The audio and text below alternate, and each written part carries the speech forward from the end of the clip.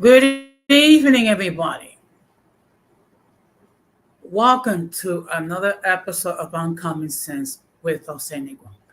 First of all, I just want to apologize for all those that was expecting the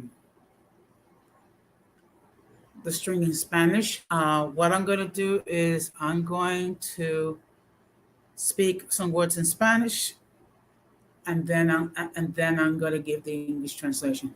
Primeramente quiero pedir disculpas porque hoy han programado una programación completamente en español eh, con el tema eh, cómo mantener esa cultura.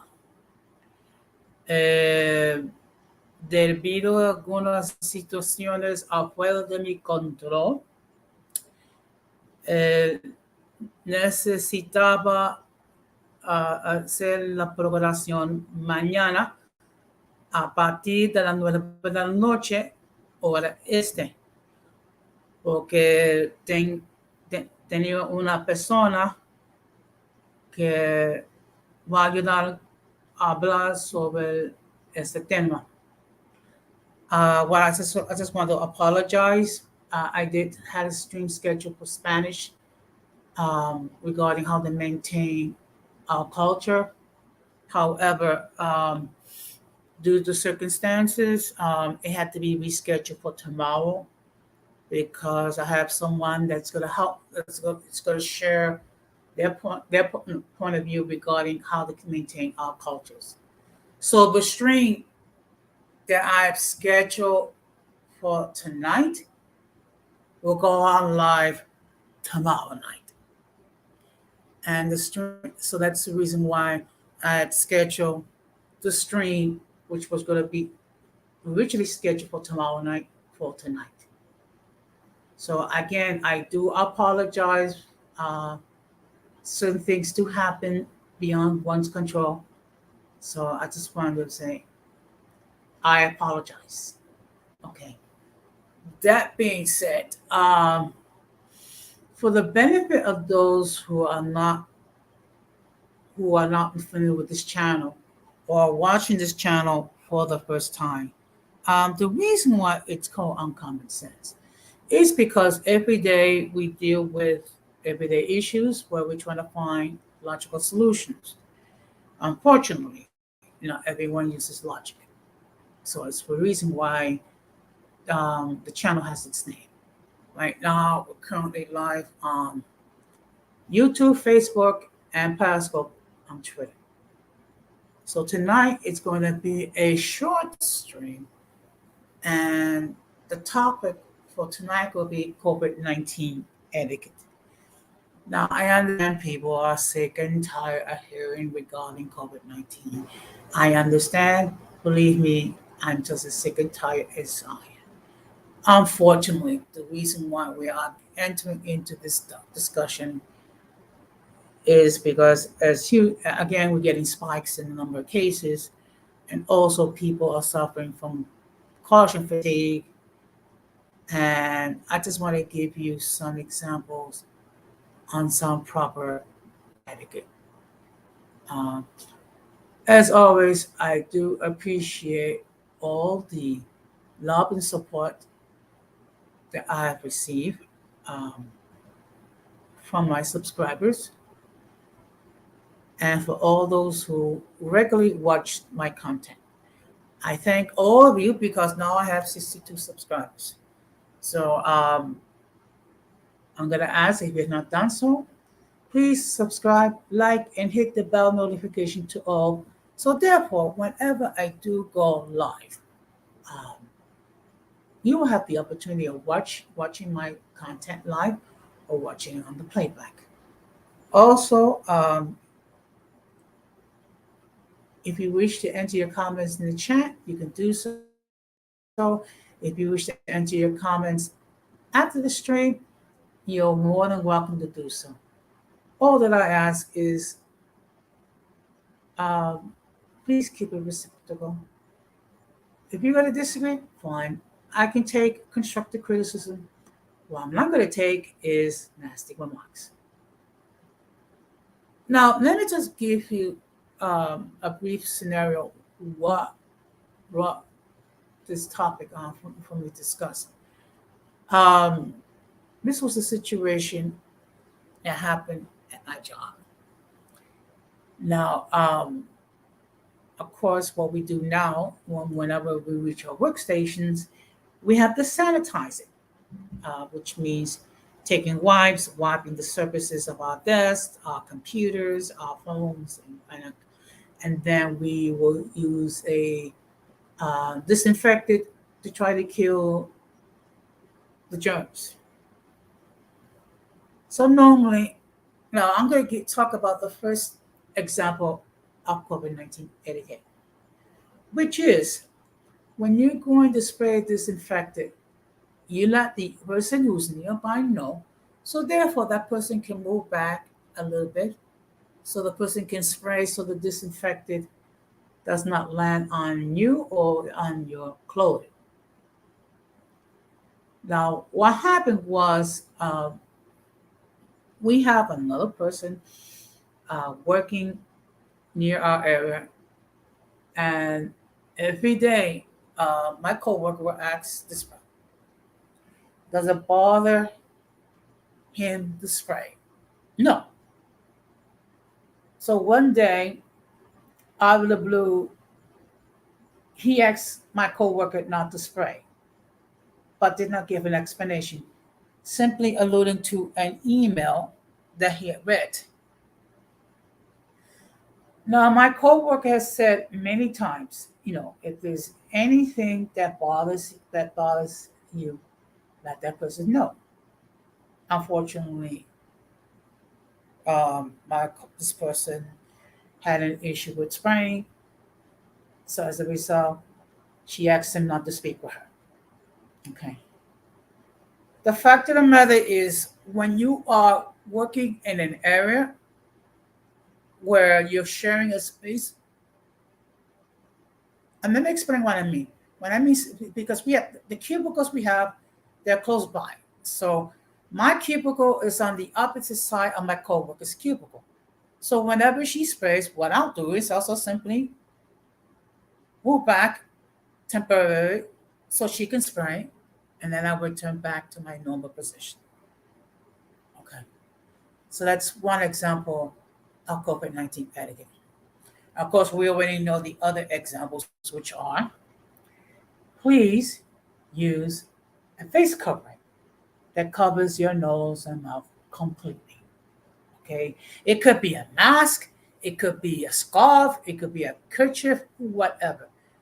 Whatever you're going to use, it should cover your nose and mouth completely to limit your exposure. Then, what you should do is when you get to your destination, you wash your hands for 20 seconds or you use hand sanitizer. Another example of etiquette is social distancing, which means keeping yourself at least 6 feet distant from the nearest person. Now, sometimes that's not going to be possible. Like if you are on a subway or a bus or you're in a more public transportation, it's virtually impossible to practice social distancing. What you do is just make sure that you're wearing a face covering that properly covers your nose and mouth completely. Okay. Also, there's some other etiquette. Well, actually, this is etiquette that should have been in place prior to COVID-19, which is when you sneeze, what you do is you take your arm and you sneeze closely into your arm. You don't sneeze open because so that way you don't spread germs. Um, Another thing. Now, some of it's common sense. If you do not feel well, don't go to work. Just call in sick. And nowadays, with telehealth, many times if you're not feeling well, what you can do is arrange to have a telehealth appointment and speak with a doctor through a laptop or a phone. This is particularly true if you've been tested positive for COVID-19. Now, last week, two of my co-workers tested positive. So what I did, I used a portable kit to conduct a COVID-19 test. And I was fortunate that I came up negative both times. Um, of course, again, if you're not feeling well, by all means, don't go to work. Now, I also got into the habit now that when I leave my apartment, I make sure I have hand sanitizer. I make sure I have more than one mask in case the mask I have gets soiled. And now I travel with a instant kit. So like if the situation that I do get in contact with someone with COVID-19, I will either test myself to make sure that I'm not infected. Another form of etiquette. Now, before I say this, what I say is it's up to you whether you choose to get vaccinated or not vaccinated. It's fine. But one thing to consider, getting vaccinated. Let me make this perfectly clear. Um, Getting vaccinated does not mean that you won't get COVID-19. What it means is that hopefully it will reduce some of the effects. And also, there are other things that we can do to improve our immune system, which is increase our vitamin C, try to try to maintain a healthy diet, try to exercise, and try to have a healthy routine. Unfortunately, nowadays, if you say anything other than getting vaccinated, you're likely to be censored. I mean, why? Because some people cannot handle the truth.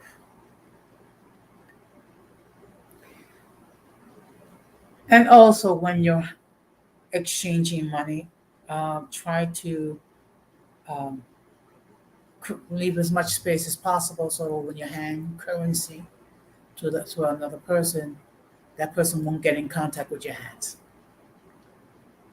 So that's some things which I call COVID-19 etiquette. I see there are two people watching the stream right now. And first of all, I just want to say thank you very much.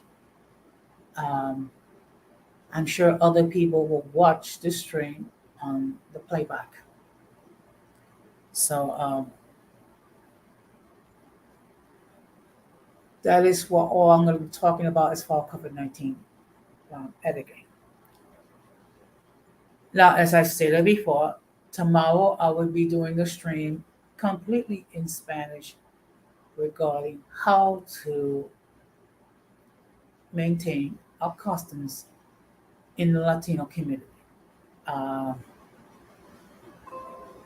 I will have someone that's going to share her expert her knowledge as well, which is why I rescheduled it for tomorrow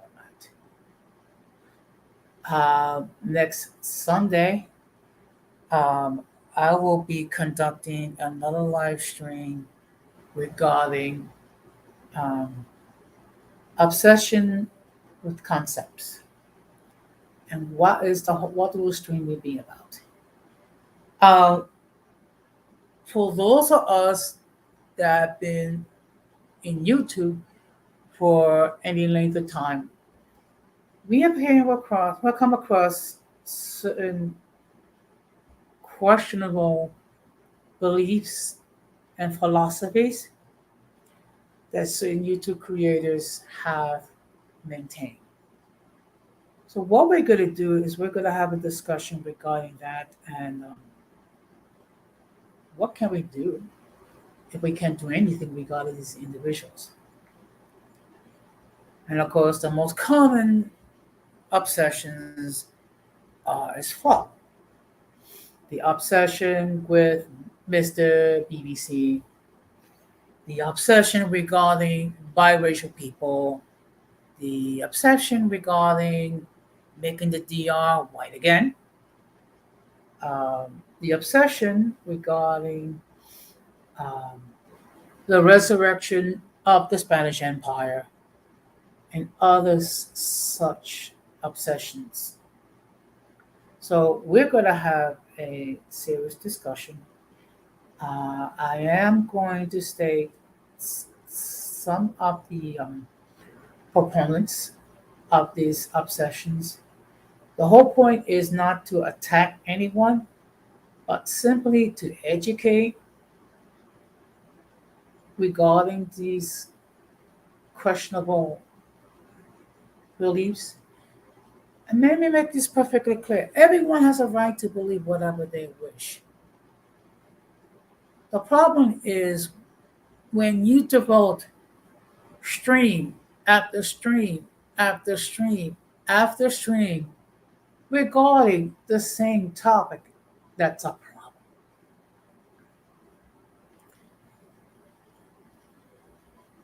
It's like you got nothing else on your mind. Now, of course, these creators have followers who think alike, and that's perfectly fine. So, after next Sunday stream, I'm not going to do a stream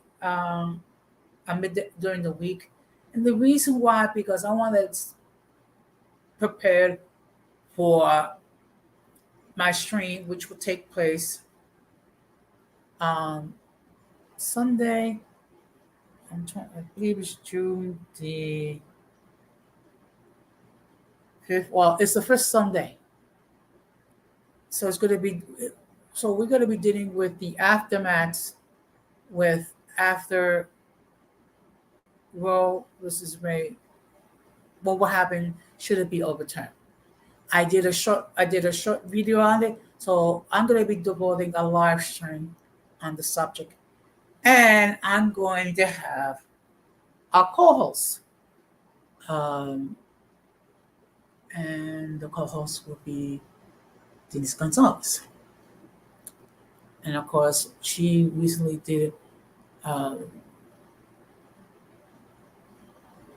a stream regarding why she is pro-life.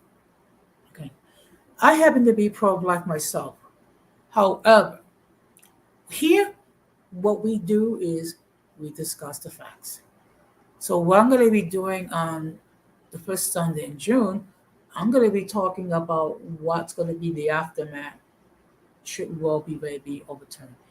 There's been a great deal of discussion about it. So what we're going to do is we're going to talk the facts and what is the most likely things to occur. I want to make this perfectly clear. We're not going to shame anyone that did have an abortion or abortions because who knows what went through their minds to make a decision to have an abortion, to terminate. I also plan to have some resources available for those who wish to get counseling um, due to the trauma that abortion does occur, because there is trauma. And again, we're not here to condemn anybody. We're not here to attack anybody. We're just going to provide the facts and the information, and then you decide as you see fit. So again, I do appreciate all the support, and most of all, I do also appreciate your understanding. It is unfortunate. Um, Situations change. So that being said, um, please like, subscribe, and hit the bell notification to all. So therefore, whatever I create content, you have the opportunity to watch it live or catch it on the playback. So what I'm going to do is I'm going to wrap this up, and I just want to thank everybody who watched the stream live. I want to thank everyone that's going to watch it on the playback, and I'm also encourage everyone to enter comments. If you have any criticism, as long as it's constructive, they'll be more than welcome. So that being said, I'm going to close the same way that I always close. Do not let the errors of the past damage your future. And we must do everything possible to minimize our contact with the mentally and intellectually challenged. Because if we fail to do so, we'll be infected by the stupidity and massive insanity.